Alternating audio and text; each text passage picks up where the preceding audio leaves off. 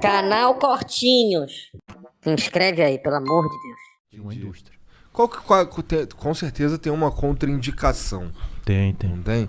Quais são que acho que vocês já identificaram? Existem contraindicações principalmente em grupos de risco, né? Então, e principalmente ligado a alguns canabinoides, sobretudo o THC, né? Então, o THC, por ser um componente psicoativo da planta, né, que provoca esses efeitos mentais, a gente tem que ter um pouco de parcimônia, tanto em dose, né, quanto em alguns grupos de risco, né? Principalmente o quê? Os psicóticos. Então, paciente que tem uma tendência a usou cannabis e ficou agitado, ou então tem doenças como esquizofrenia, ou paranoia delirante, enfim.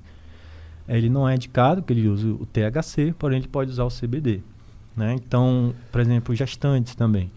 É muito controverso ainda, tem muito pouca literatura para poder afirmar que é seguro o uso em gestante, né? Então, para a gente usar qualquer coisa em gestante e em criança, a gente precisa ter um respaldo de que realmente a coisa é segura. Então, gestante e criança você vai usar se realmente o benefício for muito superior ao possível risco, né? E que é rotineiro de acontecer. Então, eu tenho um caso de gestantes que usam, de crianças, diversos casos que usam, entendeu? Mas não é geralmente a primeira opção que você vai tentar. Você vai tentar outras opções.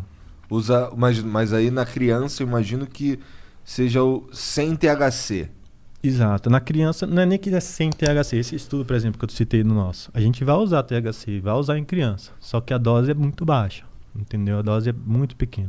Aliás, esse lance da dose é muito importante, né? Porque a ideia de dar cannabis de forma médica não é de forma nenhuma deixar o paciente chapado, é muito longe disso, né? Na verdade, se você está tendo efeitos mentais, né, parecidos com o uso recreativo, é porque a dose provavelmente está errada. A gente tem que reduzir a dose. Então a dose, ela é, na verdade, a menor dose eficaz possível, né? Então você vai tentar trabalhar sempre com a dose que esteja funcionando, mas que não provoque nenhum tipo de efeito colateral. Então, nas crianças, né, só para finalizar o lance do grupo de risco, você vai pensar duas vezes, né, realmente preciso, já tentei outras coisas, qual é o tipo de canabinoide que eu vou utilizar, na gestante a mesma coisa, nos psicóticos a mesma coisa.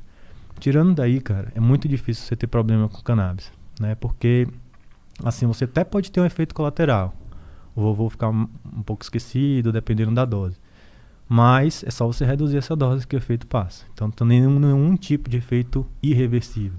Não tem nenhuma morte documentada no mundo por overdose de cannabis. Então, você não consegue hoje chegar na farmácia, se você entrar na farmácia de olho fechado, escolher um remédio, tomar a caixa inteira, com certeza você vai para o hospital. Isso não acontece com cannabis, entendeu? Então isso é muito, muito, muito relevante. Todo medicamento ele é pautado em eficácia e segurança. A segurança da cannabis é muito grande e a eficácia também é muito grande. Então é um medicamento que é um potencial enorme. Não é para uma doença. A gente está falando de quase que uma farmácia viva, né? Por causa justamente dessas diversas substâncias que estão lá dentro.